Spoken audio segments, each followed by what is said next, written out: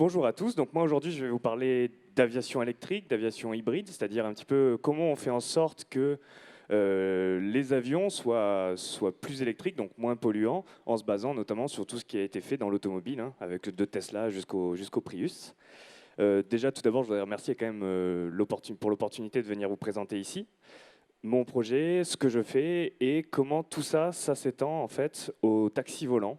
Donc, puisque l'aviation électrique et hybride permet demain de pouvoir réimaginer un petit peu ces avions-là qu'on a beaucoup vus dans les films, dans la science-fiction et tout ce qu'on a pu lire là-dessus.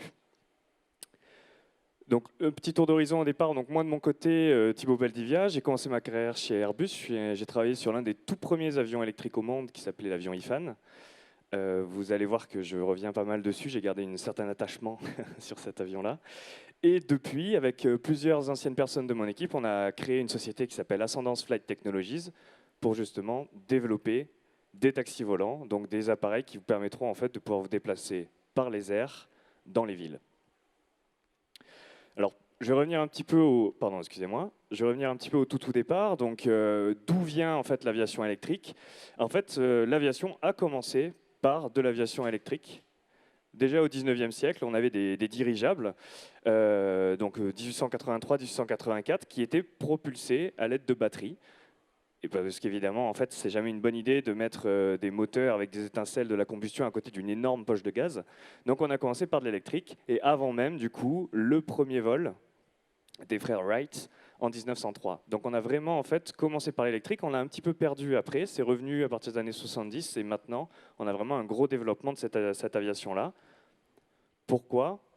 Parce qu'en fait on a tout ce qui est automobile qui vient pousser, donc des gens comme Elon Musk, mais aussi des grands constructeurs français, hein, que ce soit Peugeot, Renault, etc., qui permettent en fait d'avoir aujourd'hui des composants, donc notamment des batteries, parce qu'il faut dans une voiture ou dans un avion électrique, il faut des batteries, des moteurs électriques, tout ce qui est câbles, etc., et les stations de recharge, tout ça se développe parce qu'aujourd'hui, vous comme moi, on achète de plus en plus des voitures électriques et donc du coup, toute l'industrie derrière se structure. Pour revenir un petit peu là-dessus, ce qui est intéressant de regarder, c'est que si on prend la Renault Zoé, je vais vous attirer votre attention sur deux chiffres simplement, qui sont en haut à droite les 66 kW, donc ça c'est la puissance, en fait, les chevaux développés par le moteur électrique, et en bas à gauche, 22 kWh, 41 kWh, qui sont en fait l'énergie dans les batteries.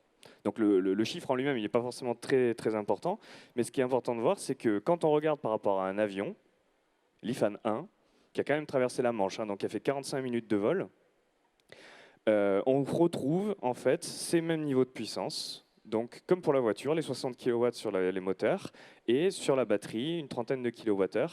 Sauf que bien évidemment, on est en aéronautique, donc on essaie de faire maigrir cette batterie pour qu'on puisse en fait voler plus longtemps et voler plus loin. Donc on a vraiment en fait quelque chose qui est très très proche entre les deux. Et c'est ça qui aujourd'hui nous permet de développer beaucoup plus tout ce qui est aviation électrique. Donc comme je vous le disais, l'IFAN, donc le point d'orgue a été la traversée de la Manche en 2015, un peu sur les pas de Blériot au début du siècle. Puis d'autres avions, par exemple comme l'Alpha Electro, qui est un avion en fait développé par des Slovènes, qui est aujourd'hui le seul avion électrique commercialisé au monde. Donc il faut bien voir que le seul avion commercialisé électrique aujourd'hui, c'est une petite PME slovène, et c'est pas Airbus et Boeing. Vous avez déjà sûrement entendu parler de Solar Impulse, qui a fait le tour du monde, donc avec sa version 2, pilotée par André Borschberg et Bertrand Piccard, qui a contribué aussi à démocratiser et à faire en fait un peu de communication autour de ce nouveau mode d'aviation. Et enfin, des projets plus récents, donc là vous voyez que ça commence quand même à avoir quelque chose d'un peu sympa hein, comme look.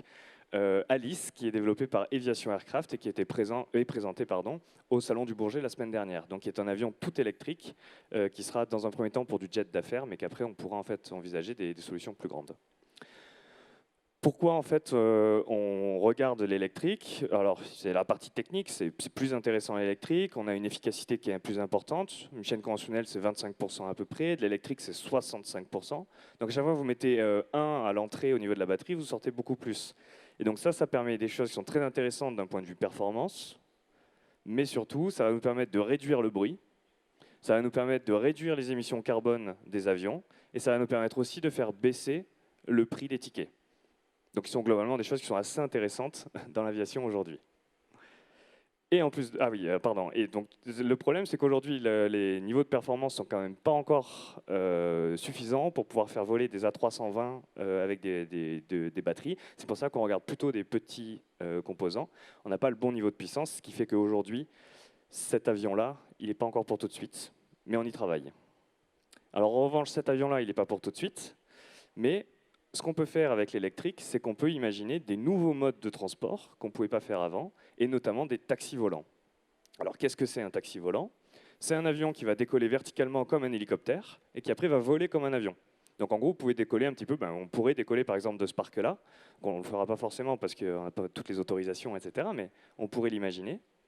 Et ça va nous permettre en fait de pouvoir transporter des personnes dans les villes, autour des villes, et c'est le sujet sur lequel on travaille dans ma société, pour pouvoir en fait proposer ce nouveau type de transport. Alors pourquoi je vous parle de ça quand je parle de l'électrique? Parce que aujourd'hui, les avions qui s'appellent VTOL, donc Vertical Takeoff and Landing, c'est ça. Donc vous voyez, c'est quand même une sacrée machine, hein. Ça, c'est un V-22 Osprey de l'armée américaine, donc qui a déjà cassé une belle machine, quoi, hein. Vous voyez les personnes à côté. Donc si on devait faire voler ça dans les villes, faire atterrir ça sur le toit des buildings, je ne vous raconte pas le, le bordel que ça serait, hein. Donc aujourd'hui, grâce à l'électrique, on est capable en fait de réduire ces distances-là, donc de proposer des trajets. Par exemple ici, c'est Uber qui s'intéresse beaucoup à ça pour pouvoir mettre sur leur appli en fait, proposer ce vol-là en plus de ce qu'ils font aujourd'hui avec leur VTC. Donc vous atterrissez à l'aéroport de Los Angeles, vous voulez aller voir un match de basket, de hockey ou de n'importe quoi au Staples Center, mais vous êtes capable de le faire en 27 minutes de vol, alors que par Uber X, il vous faudrait 1 heure et demie. Donc c'est quand même pas mal. Et le but, c'est de pouvoir le faire à un coût qui est aujourd'hui proche de celui d'un taxi ou d'un taxi-moto. Donc c'est pas d'être sur des prix comme on a aujourd'hui sur l'hélicoptère. Donc il y a pas mal de sociétés qui se sont lancées là-dessus. Il y en a plus de 150 dans le monde, donc je vais vous épargner les 150. Il y a notamment donc Lilium, qui est une société allemande. Il y a Volocopter, qui est aussi une société allemande. Et donc il y a une petite société française qui s'appelle Ascendance Flight Technologies, qui développe aussi ce type d'appareil.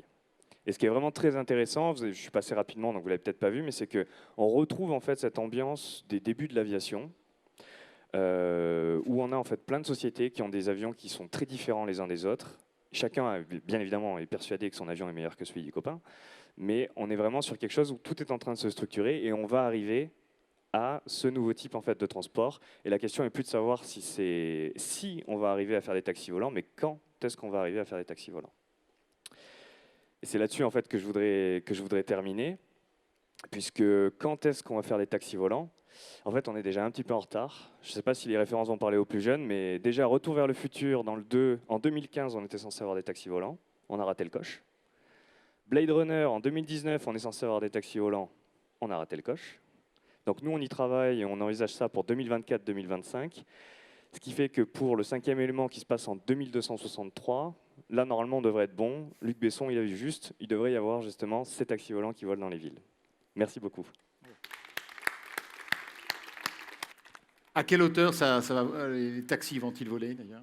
Alors ça vole à 2000 pieds à peu près, donc ce qui fait 700-800 mètres à peu près. C'est la hauteur auquel volent les hélicoptères aujourd'hui. On en a vu passer 2-3, enfin vu et entendu passer malheureusement 2-3 tout à l'heure. Et donc là, du coup, on volerait à peu près à la même altitude, mais le but, c'est de ne pas déranger les personnes au sol et de ne pas être entendu. C'est pour ça qu'on monte si haut. Pourquoi est-ce qu'on ne pourrait pas avoir obligé de monter si haut? Ça peut faire peur. Alors c'est pour ça, c'est parce qu'il y a des problèmes de réglementation. En fait, on a le droit de voler à cette altitude-là, on n'a pas forcément le droit de voler en dessous. Ça évite aussi de se prendre le toit des bâtiments. Et ça permet aussi d'avoir une certaine, d'avoir aussi de la vue en fait autour de soi, ce qui est quand même sympa de pouvoir aussi profiter de la vue en même temps qu'on vole. Gilles, Michel, une question ici du public. Oui, bonjour.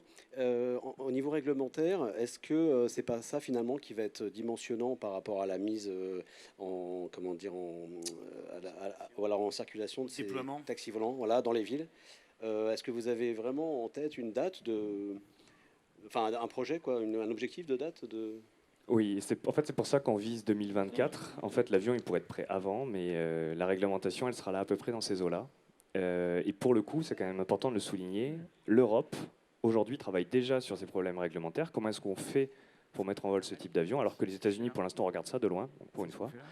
Et on travaille, nous, déjà avec eux pour pouvoir faire avancer tout ça et avoir vraiment une réglementation qui est prête. De toute façon, ce qu'on dit souvent, c'est que si vous voulez lancer un produit sur un marché qui est réglementé, il vaut mieux le lancer en France, parce que ça, niveau réglementation, on sait très bien faire. Donc du coup, là-dessus, on est bien accompagné par toutes les autorités. D'accord, merci. Et on parle également de vertiport. On parle de stations de départ qui ne seraient pas forcément des héliports. On se dirige vers quoi aujourd'hui? En fait, on se dirige vers des vertiports, justement, c'est le bon terme, qui sont très très proches en fait, des héliports que vous pouvez voir aux États-Unis sur le toit des buildings, etc. Donc, c'est des cercles qui font une dizaine de mètres de diamètre. Je pense que c'est à peu près en fait, la taille en fait, du bassin qu'il y a juste derrière, sur lequel on pourrait venir atterrir. Donc, sur le toit d'un building, ça c'est un petit peu à plus long terme, mais dans un premier temps, par exemple, sur des surfaces de parking ou sur le toit de parking couvert, là où ce sera plus facile de le faire, puisqu'on n'a personne qui habite en dessous. Excusez-moi. Merci pour votre intervention. Et je voudrais savoir, concernant les taxis volants, si ce sera un pilotage automatisé ou si vous comptez former une nouvelle génération de pilotes spécialisés. Alors non, en fait, ce qu'on vise plutôt, c'est un appareil qui est piloté au départ, donc avec des pilotes, pour deux raisons. La première, c'est qu'on pense que d'un point de vue sécurité, aujourd'hui, ben, rien ne remplace en fait le pilote, l'humain, son sens de l'air. Et dans un second temps, c'est plus parce que quand on a aussi posé la question aux gens, ils nous ont dit oui, alors déjà, on va monter dans un taxi volant. Si en plus le manche il bouge tout seul et qu'il y a des boutons qui s'allument dans tous les sens, c'est un peu gênant. Donc, dans un premier temps, des pilotes. Et en fait, le but du jeu, c'est de pouvoir repartir en fait, de toute cette population de pilotes qu'on a beaucoup en France, notamment d'avions légers, d'aviation générale, donc les petits avions, qui sont intéressés pour avoir soit un complément de rémunération, soit en faire leur activité principale. Et donc, via une formation complémentaire, pouvoir leur permettre en fait, de voler dans ce type d'avion. Mais il y aura bien entendu une formation et une qualification supplémentaire.